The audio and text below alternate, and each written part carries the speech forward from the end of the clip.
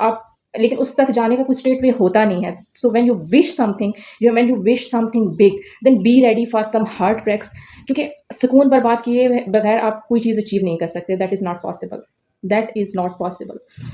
सो आप अगर किसी चीज़ की तमन्ना कर रहे हैं, आपको ज़िंदगी में कुछ अचीव करना है, देन बी रेडी कि आपका सुकून बर्बाद होगा। बी रेडी कि आप अपने कंफर्ट ज़ोन से निकलोगे। बी रेडी कि आपको अपनी सुस्ती, अपनी लेज़ीनेस, अपने जो भी योर लाइक पेन्स, आपकी जो भी माइंड में आप पीछे का बैगेज लेके चल रहे हैं ना, वो आपको अपने माइंड से निकालना पड़ेगा। That's how you move on, that's how you achieve things, that's how you can be mentally on that path. So उस पाथ पे जाने के लिए कहीं न कहीं उस पेन से होके गुज़र के जाना आपका ज़रूरी था, क्योंकि pain is strength because it first of all it give you a strength to the next level, कि आप अपने एक नेक्स्ट लेवल पे जा सको।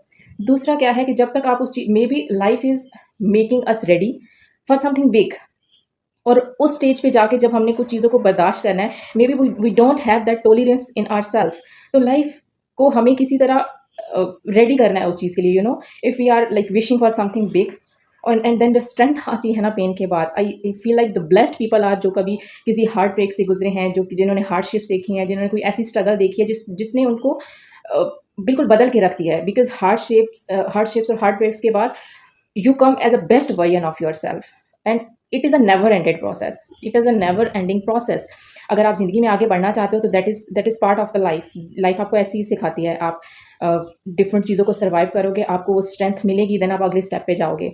एंड ये तो होता नहीं है कि हम अगले स्टेप पे लाइफ के जाके हम सोचें कि अब हमें पीछे नेक्स्ट लेवल के बजाय पीछे की तरफ मूव करना है, ऐसा तो पॉसिबल है नहीं ना। तो जब हम एक स्टेज पे आते हैं, देन हमें लगता है कि हमें इससे भी अच्छा करना है लाइफ में, हमें इससे भी बड़ी चीज़ें अचीव करनी है। तो that is a continued struggle. अगर आपको उससे भी बेहतर चीज़ें करनी है, उससे भी बेहतर चीज़ें लाइफ में अचीव करनी है, तो ठीक है, उसको उन चीज़ों को फेस करने के लिए जो स्ट्रेंथ लगेगी, जो माइंड सेट लगेगा, जो हिम्मत चाहिए होगी, वो आपको चाहिए। And we as a human being, हम अपने कंफर्ट जोन से कभी भी खुद निकलना पसंद नहीं करते।